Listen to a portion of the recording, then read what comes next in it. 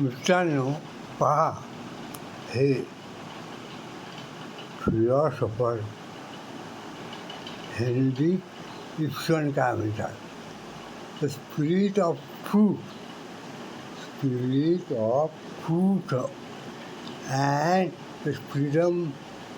And the spirit of freedom these are the pillars of society. म्हणजे प्रत्येक माणसामध्ये सत्याचं spirit असेल आणि सत्य धरूनच तो बोलत असेल आणि हे बोलण्यासाठी त्याला पूर्ण स्वातंत्र्य असेल तर ती सोसायटी सुखी राहते.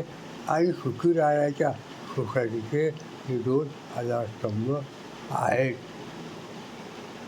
म्हणजे कसं की जे काही सत्य असेल त्याला धरून जर सगळे बोलत असतील, कोणी ऑब्जेक्शन घ्यायचं काम नाही. पण ऑब्जेक्शन घेत असतील तर त्या ठिकाणी स्पिरिट ऑफ ट्रूथ नाही. आणि हे सत्य बोलण्याचं स्वातंत्र्य नसेल तर मग ते स्वातंत्र्य नाही. कोण म्हणतात? Henrik Ibsen.